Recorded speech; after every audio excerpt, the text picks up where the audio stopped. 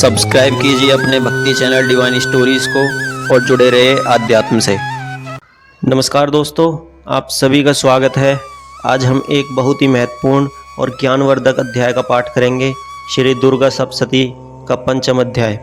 पिछले अध्याय में हमने देवताओं द्वारा माँ की हृदय स्पर्शी स्तुति सुनी। यह स्तुति इतनी प्रभावशाली थी कि माँ प्रकट हुई और उन्होंने देवताओं को एक और वरदान दिया। आज का यह अध्याय हमें शुंभ और निशुंभ नामक दो शक्तिशाली असुरों के बारे में बताता है, जिन्होंने देवताओं को परास्त कर दिया था। यह अध्याय देवी के कौशिकी और कालिका स्वरूपों के प्राकट्य की अद्भुत कहानी है। आइए पूरी श्रद्धा और एकाग्रता के साथ इस पवित्र पाठ का आरंभ करें और माँ की अद्भुत लीलाओं में लीन हो जाएं। पांचवा अध्याय। ओम। इस उत्तर चरित्र के रुद्र ऋषि हैं, माँ सरस्वती देवता हैं, अनुष्ट रूप छंद हैं, भीमा शक्ति है, भ्रामरी बीज है, सूर्य तत्व है और सामदेव स्वरूप है। महासरस्वती की प्रसन्नता के लिए उत्तर चरित्र के पाठ में इसका विनियोग किया जाता है, जो अपने कर कमलों में घंटा, शूल, हल, शंख, मूसल, चक्र, धनुष और बाण धारण करती हैं। शरद ऋतु के शोभा संपन्न चंद्रमा के समान जिनकी मनोहर कांति है, जो तीनों लोकों की आधारभूता और शुंभ आदि दैत्यों का नाश करने वाली है, तथा गौरी के शरीर से जिनका प्राकट्य हुआ है, उन महासरस्वती देवी का मैं निरंतर भजन करता हूँ। ऋषि कहते हैं, पूर्व काल में शुंभ और निशुंभ नामक असुरों ने अपने बल के घमंड में आकर शशिपति इंद्र के हाथों से तीनों लोकों का राज्य और यज्ञ भाग छीन लिए। वे ही दोनों सूर्य, चंद्रमा, कुबेर, यम और वरुण के अधिकार का भी उपयोग करने लगे। वायु और अग्नि का कार्य भी वे ही करने लगे। उन दोनों ने सब देवताओं को अपमानित, राजभ्रष्ट, पराजित तथा अधिकारहीन करके स्वर्ग से निकाल दिया। उन दोनों महान असुरों से तिरस्कृत देवताओं ने अपराजिता देवी का स्मरण किया और सोचा, जगदम्बा ने हम लोगों को वर दिया था कि आपत्ति काल में स्मरण करने पर मैं तुम्हारी सब आपत्तियों का तत्काल नाश कर दूंगी। यह विचार कर देवता गिरिराज हिमालय पर गए और वहां भगवती विष्णु माया की स्तुति करने लगे। देवता बोले, देवी को नमस्कार है, महादेवी शिवा को सर्वदा नमस्कार है, प्रकृति एवं भद्रा को प्रणाम है। हम लोग नियम पूर्वक जगदम्बा को नमस्कार करते हैं। रौद्रा को नमस्कार है, नित्या गौरी एवं धात्री को बारंबार नमस्कार है। ज्योत्सनामयी चंद्र रूपिणी एवं सुख स्वरूपा देवी को सतत प्रणाम है। शरणागतों का कल्याण करने वाली वृद्धि एवं सिद्धि रूपा देवी को हम बारंबार नमस्कार करते हैं। नैश्रिति राजाओं की लक्ष्मी तथा सर्वाणी स्वरूपा आप जगदम्बा को बार बार नमस्कार है। दुर्गा, दुर्गपारा, सारा, सर्वकारिणी, ख्याति, कृष्णा और धूम्रा देवी को सर्वदा नमस्कार है। अत्यंत सौम्य तथा अत्यंत रौद्र रूपा देवी को हम नमस्कार करते हैं। उन्हें हमारा बारंबार प्रणाम है। जगत की आधारभूता कृति देवी को बारंबार नमस्कार है। जो देवी सब प्राणियों में विष्णु माया के नाम से कहीं जाती हैं, उनको नमस्कार, उनको नमस्कार, उनको बारंबार नमस्कार है। जो देवी सब प्राणियों में चेतना कहलाती हैं, उनको नमस्कार, उनको नमस्कार, उनको बारंबार नमस्कार है। जो देवी सब प्राणियों में बुद्धि रूप से स्थित हैं, उनको नमस्कार, उनको नमस्कार, उनको बारंबार नमस्कार है। जो देवी सब प्राणियों में निद्रा रूप से स्थित है, उनको नमस्कार, उनको नमस्कार, उनको बारंबार नमस्कार है। जो देवी सब प्राणियों में शुद्ध रूप से स्थित है, उनको नमस्कार, उनको नमस्कार, उनको बारंबार नमस्कार है। जो देवी सब प्राणियों में छाया रूप से स्थित है, उनको नमस्कार, उनको नमस्कार, उनको बारंबार नमस्कार है।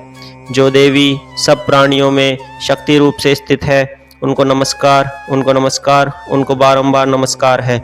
जो देवी सब प्राणियों में तृष्णा रूप से स्थित है, उनको नमस्कार, उनको नमस्कार, उनको बारंबार नमस्कार है।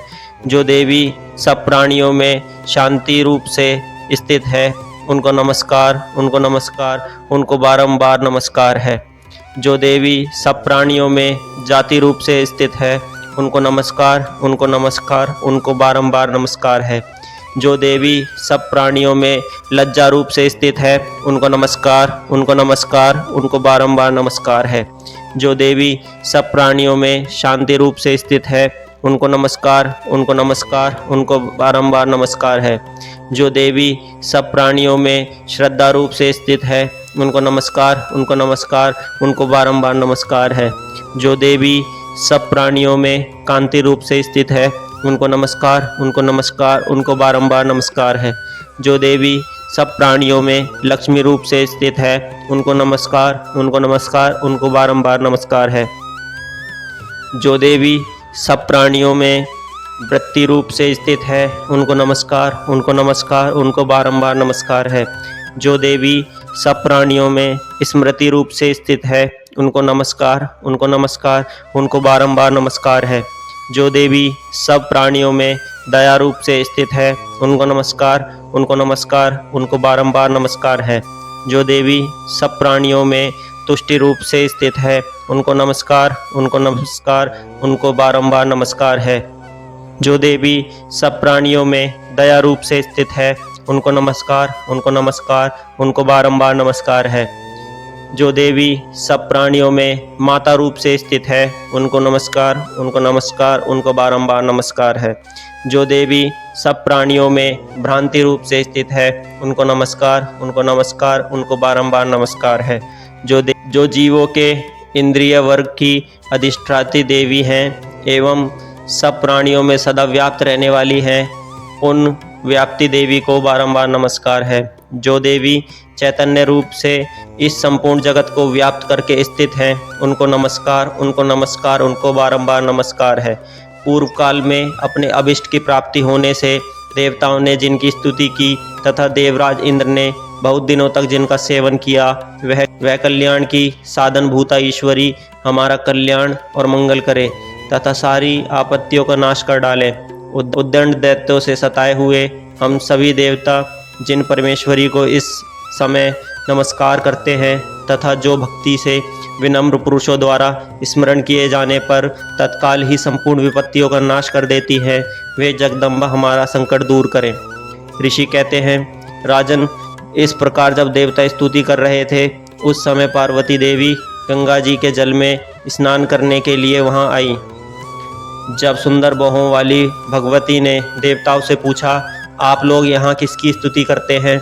तब उन्हीं के शरीर कोश से प्रकट हुई शिवा देवी बोली, शुंभ दैत्य से तिरस्कृत और युद्ध में निशुंभ से पराजित हो यहाँ एकत्रित हुए ये समस्त देवता यह मेरी ही स्तुति कर रहे हैं। पार्वती जी के शरीर कोश से अंबिका का प्रादुर्भाव हुआ था, इसलिए वे समस्त लोकों में कौशिकी कही जाती हैं। कौशिकी के प्रकट होने के बाद पार्वती देवी का शरीर काले रंग का हो गया, अतः वे हिमालय पर रहने वाली कालिका देवी के नाम से विख्यात हुई। तदंतर शुभ निशुंभ के भृत्य चंडमुंड वहां आए और उन्होंने परम मनोहर रूप धारण करने वाली अंबिका देवी को देखा। फिर वे शुंभ के पास जाकर बोले, महाराज, एक अत्यंत मनोहर स्त्री है जो अपनी दिव्य कांति से हिमालय को प्रकाशित कर रही है। वैसा उत्तम रूप कहीं किसी ने भी नहीं देखा होगा। असुरेश्वर, पता लगाइए वह देवी कौन है और उसे ले लीजिए। स्त्रियों में तो वह रत्न है, उसका प्रत्येक अंग बहुत ही सुंदर तथा वह अपने श्री अंगों की प्रभा से संपूर्ण दिशाओं में प्रकाश फैला रही हैं। दैत्यराज, अभी वह हिमालय पर ही मौजूद है, आप उसे देख सकते हैं। प्रभो, तीनों लोकों में मणि, हाथी और घोड़े आदि जितने भी रत्न हैं, वे सब इस समय आपके घर में शोभा पाते हैं। हाथियों में रत्नभूत ऐरावत, यह पारिजात का वृक्ष और यह उच्चश्रवा घोड़ा, यह सब आपने इंद्र से ले लिया है। हंसों से जुता हुआ यह विमान भी आपके आंगन में शोभा पाता है। यह रत्नभूत अद्भुत विमान जो पहले ब्रह्मा जी के पास था, अब आपके यहाँ लाया गया है। यह महापद नामक निधि आप कुबेर से छीन लाए हैं। समुद्र ने भी आपको किंजलिकनी नाम की माला भेंट की है, जो केसरों से सुशोभित है और जिसके कमल कभी नहीं कुलमुलाते। स्वर्ण की वर्षा करने वाला वरुण का छत्र भी आपके घर में शोभा पाता है तथा यह श्रेष्ठ रथ जो पहले प्रजापति के अधिकार में था, अब आपके पास मौजूद है। दैत्येश्वर मृत्यु की उत्क्रांतिदा नाम वाली शक्ति भी आपने छीन ली है तथा वरुण का पाश और समुद्र में होने वाले सब प्रकार के रत्न आपके भाई निशुम्भ के अधिकार में हैं। अग्नि ने भी स्वतः शुद्ध किए हुए 2 वस्त्र आपकी सेवा में अर्पित किए हैं। दैत्यराज, इस प्रकार सभी रत्न आपने एकत्रित कर लिए हैं। फिर जो यह स्त्रियों में रत्न रूप कल्याणमयी देवी है, इसे आप क्यों नहीं अपने अधिकार में कर लेते। ऋषि कहते हैं, चंडमुंड का यह वचन सुनकर शुंभ ने महादैत्य सुग्रीव को दूत बनाकर देवी के पास भेजा और कहा, तुम मेरी आज्ञा से उसके सामने ये बात कहना और ऐसा उपाय करना जिससे वह प्रसन्न होकर शीघ्र ही यहाँ आ जाए। वह दूत पर्वत के अत्यंत रमणीय प्रदेश में जहाँ देवी मौजूद थी गया और मधुर वाणी में कोमल वचन करके बोला। दूत बोला, देवी, दैत्यराज शुंभ इस समय तीनों लोकों में परमेश्वर हैं। मैं उन्हीं का भेजा हुआ दूत हूँ और यहाँ तुम्हारे ही पास आया हूँ। उनकी आज्ञा सदा सब देवता एक स्वर में मानते हैं, कोई उनका उल्लंघन नहीं कर सकता। वे संपूर्ण देवताओं को परास्त कर चुके हैं। उन्होंने तुम्हारे लिए जो संदेश दिया है उसे सुनो। संपूर्ण त्रिलोकी मेरे अधिकार में है, देवता भी मेरी आज्ञा के अधीन चलते हैं। संपूर्ण यज्ञों के भागों को मैं ही पृथक पृथक भोगता हूँ। तीनों लोकों में जितने श्रेष्ठ रत्न हैं वे सब मेरे अधिकार में हैं। देवराज इंद्र का वाहन ऐरावत, जो हाथियों में रत्न के समान है, मैंने छीन लिया है। क्षीर सागर का मंथन करने से जो अश्वरत्न उच्च श्रेवा प्रकट हुआ था, उसे देवताओं ने मेरे पैरों पर पड़कर समर्पित किया है। सुंदरी, उसके सिवा और भी जितने रत्नभूत पदार्थ देवताओं, गंधर्वों और नागों के पास थे, वे सब मेरे पास ही आ गए हैं। देवी, हम लोग तुम्हें संसार की स्त्रियों में रत्न मानते हैं, अतः तुम हमारे पास आ जाओ, क्योंकि रत्नों का उपभोग करने वाले हम ही हैं। चंचल कटाक्षों वाली सुंदरी, तुम मेरी या मेरे भाई महापराक्रमी निशुम्भ की सेवा में आ जाओ, क्योंकि तुम रत्न स्वरूपा हो। मेरा वर्ण करने से तुम्हें तुलना रहित महान ऐश्वर्य की प्राप्ति होगी। अपनी बुद्धि से यह विचार कर तुम मेरी पत्नी बन जाओ। ऋषि कहते हैं, दूत के यों कहने पर कल्याणमयी भगवती दुर्गा देवी, जो इस जगत को धारण करती हैं, मन ही मन गंभीर भाव से मुस्कुराई और इस प्रकार बोली। देवी ने कहा, दूत, तुमने सत्य कहा है, इसमें तनिक भी मिथ्या नहीं है।